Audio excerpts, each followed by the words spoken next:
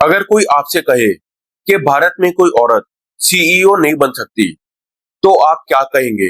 और अगर ये बात कोई ऐसा इंसान कहे जिसने खुद भारत में जन्म लिया, यहीं पढ़ाई की और फिर दुनिया की सबसे बड़ी कंपनीज में से एक की सीईओ बन गई, तब? अभी कुछ ही दिन पहले पेप्सिको की फॉर्मर सीईओ इंदिरा नूई जी ने कहा कि अगर वो दुनिया के किसी और देश में होती, खासकर भारत में, तो शायद वो कभी पेप्सिको की सीईओ नहीं बन पाती। This is where an immigrant could come in with nothing in her pocket and become the CEO of a iconic American red, white, and blue company. It can't happen in any other country in the world. I would never have been CEO in any other country of the world, including in India. उन्होंने कहा कि America में लोगों को उनके काम के हिसाब से जज किया जाता है, ना कि इस बात से कि वो औरत है या आदमी। उनके इस स्टेटमेंट के बाद भारत में एक बड़ी डिबेट शुरू हो गई। लेकिन आज मैं इस मुद्दे पर गुस्से से बात नहीं करना चाहता। मैं इस पर लॉजिक और फैक्ट्स के साथ बात करना चाहता हूँ, क्योंकि कई बार लोग बुरी नीयत से नहीं, बल्कि अपनी यादों के हिसाब से बात करते हैं। और शायद इंदिरा नूई जी भी उस भारत की बात कर रही हैं जिसे वो 1978 में छोड़कर गई थी। लेकिन इंदिरा जी, जो भारत आप छोड़कर गई थी, ये आज वो भारत नहीं है। सबसे पहले मैं ये क्लियर कर दूं कि मैं आपका विरोधी नहीं हूं। आपने जो अचीवमेंट्स हासिल की हैं, उन पर पूरे देश को गर्व है। चेन्नई की एक लड़की मद्रास क्रिश्चियन कॉलेज से पढ़कर, आईएम कलकत्ता से निकलकर येल यूनिवर्सिटी जाती है और फिर दुनिया की सबसे बड़ी कंपनीज में से एक पेप्सिको की सीईओ बन जाती है। ये सिर्फ आपकी सक्सेस स्टोरी नहीं थी, ये लाखों इंडियन गर्ल्स के लिए होप की एक किरण थी। लेकिन एक सवाल पूछना भी जरूरी है, क्या येल यूनिवर्सिटी पहुंचने से पहले भारत का आपकी सक्सेस में कोई रोल नहीं था? क्या मद्रास क्रिश्चियन कॉलेज का कोई कंट्रीब्यूशन नहीं था? क्या आईएम कलकत्ता ने आपकी फाउंडेशन स्ट्रॉन्ग नहीं बनाई? इंदिरा जी, जिस पेड़ का फल आज पूरी दुनिया खा रही है, उसकी जड़ें इसी हिंदुस्तान की मिट्टी में है। अगर भारत टैलेंट की कदर ही नहीं करता, तो फिर सुंदर पिचई दुनिया की सबसे बड़ी टेक कंपनी गूगल के सीईओ कैसे बने? सत्य नडेला माइक्रोसॉफ्ट के सीईओ कैसे बने? शांतनु नारायण अडोबी के सीईओ कैसे बने? इन सब लोगों की फाउंडेशन इसी देश में बनी। हाँ, उन्होंने ग्लोबल अपॉर्चुनिटीज का फायदा उठाया, लेकिन उनकी शुरुआत भारत से ही हुई। और आज का भारत तो 1978 वाले भारत से बहुत आगे निकल चुका है।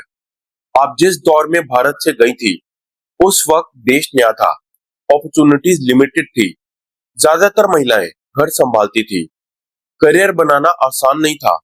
लेकिन क्या 1978 के भारत से 2026 के भारत की तुलना करना सही है? क्योंकि आप भारत छोड़कर चली गई, लेकिन भारत रुक नहीं गया, वो आगे बढ़ता रहा। 1991 में इकोनॉमिक रिफॉर्म्स आए, दुनिया के लिए दरवाजे खुले, नई कंपनीज आई, नई जॉब्स आई, नई सोच आई, और सबसे बड़ी बात, भारतीय महिलाओं के लिए नए दरवाजे खुले। आज भारत की बिलियन डॉलर कंपनीज की बागडोर महिलाओं के हाथ में है। फाल्गुनी नायर ने 50 साल की उम्र में नायका शुरू की और आज वो भारत की सबसे सक्सेसफुल वुमेन एंटरप्रेन्योर्स में से एक है। मीरा कुलकर्णी ने फॉरेस्ट एसेंशियल बनाया और आयुर्वेदा को एक ग्लोबल लग्जरी ब्रांड में बदल दिया। अरुंधति भट्टाचार्य देश के सबसे बड़े bank state bank of India की पहली फीमेल चेयरपर्सन बनी। निर्मला सीतारमण कई सालों से भारत की फाइनेंस मिनिस्ट्री संभाल रही हैं, और एक वक्त ऐसा भी था जब भारत के कई बड़े बैंक्स महिलाओं के द्वारा चलाए जा रहे थे। इंटरेस्टिंग बात यह है कि अमेरिका में 2021 में जाकर पहली बार किसी बड़े बैंक की कमान किसी महिला को मिली। जिस फील्ड में अमेरिका पहला कदम रख रहा था, उस फील्ड में भारत की महिलाएं सालों से लीडरशिप कर रही थी। और ये बदलाव सिर्फ टॉप पोजीशन तक लिमिटेड नहीं है। आज भारत के रजिस्टर्ड स्टार्टअप्स में से लगभग आधे स्टार्टअप्स में कम से कम एक फीमेल डायरेक्टर या पार्टनर है। गांव की पंचायतों में 14 लाख से ज्यादा महिलाएं इलेक्टेड रिप्रेजेंटेटिव्स हैं। करोड़ों महिलाएं सेल्फ हेल्प ग्रुप्स के जरिए फाइनेंशियली इंडिपेंडेंट बन रही हैं। आज भारत में साइंस और इंजीनियरिंग पढ़ने वालों में लगभग 40% लड़कियां हैं। ये परसेंटेज दुनिया के कई डेवलप्ड कंट्री से भी ज्यादा है। यही बेटियां आज फाइटर जेट्स उड़ा रही हैं। यही बेटियां इसरो में साइंटिस्ट बन रही हैं। जब चंद्रयान 3 चांद के साउथ पोल के पास लैंड हुआ, तब पूरी दुनिया ने इंडियन वुमेन साइंटिस्ट को सेलिब्रेट करते हुए देखा। ये वो भारत है जिसे 1978 में इमेजिन करना भी मुश्किल था। क्या भारत में आज महिलाओं की सारी समस्याएं खत्म हो गई हैं? नहीं। क्या आज भी चैलेंजेस हैं? बिल्कुल है। लेकिन क्या भारत पीछे जा रहा है? नहीं। भारत आगे बढ़ रहा है। 2017-18 में भारत में फीमेल लेबर फोर्स पार्टिसिपेशन लगभग 23% थी। आज ये फिगर 41% के पार पहुंच चुकी है। गाड़ी स्लो हो सकती है, लेकिन रिवर्स गियर में नहीं चल रही। अब बात करते हैं चाइना की।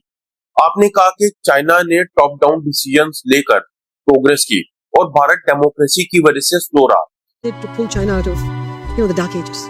And they've become a world power because they did it centrally. India is still struggling to be a world power because democracy. ये बात कुछ हद तक सही हो सकती है, लेकिन पूरी कहानी नहीं है। आज चाइना की ग्रोथ स्लो हो रही है, उसकी पॉपुलेशन गिर रही है, यंग वर्कफोर्स कम हो रही है, प्रॉपर्टी सेक्टर क्राइसिस में, डेट बढ़ रहा है। वहीं भारत आज दुनिया की फास्टेस्ट ग्रोइंग मेजर इकोनॉमीज में से एक है। भारत की आधी से ज्यादा आबादी 30 साल से कम उम्र की है। मतलब चाइना का बेस्ट टाइम शायद पीछे रह गया है, लेकिन भारत का बेस्ट टाइम अभी आना बाकी है।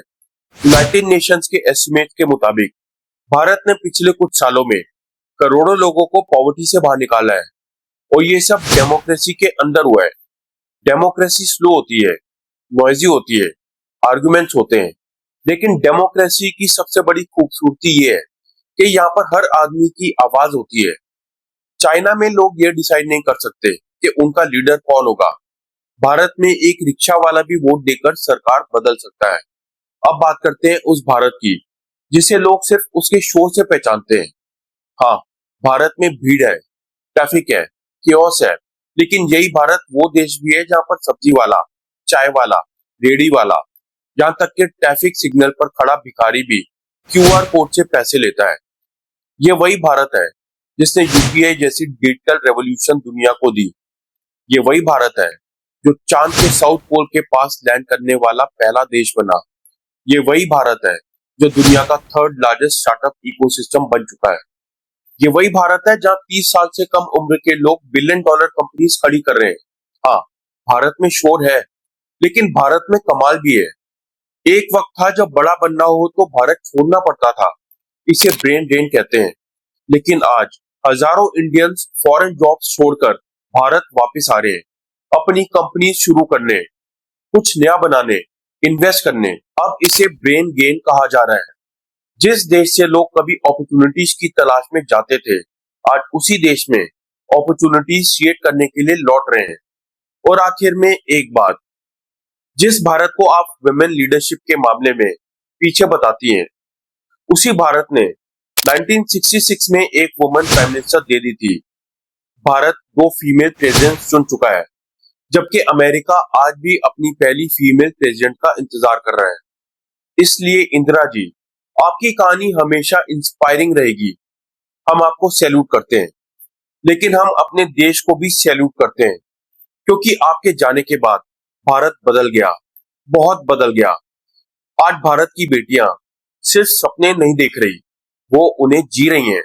वो कंपनीज बना रही हैं, वो साइंस की दुनिया बदल रही हैं, वो आसमान में उड़ रही है, वो देश चला रही है। और अब सवाल ये नहीं है कि भारत की कोई लड़की सीईओ बन सकती है या नहीं। असली सवाल ये है कि आने वाले सालों में भारत कितनी इंदिरा नूई पैदा करेगा, क्योंकि भारत की कहानी अभी खत्म नहीं हुई है। भारत की कहानी अभी लिखी जा रही है, और शायद उसका सबसे सुनहरा चैप्टर अभी बाकी है। वीडियो अच्छा लगा हो तो इसे लाइक करें, शेयर करें और चैनल को सब्सक्राइब करें। मिलते हैं मेरे अगले वीडियो में, तब तक अपना ख्याल रखें।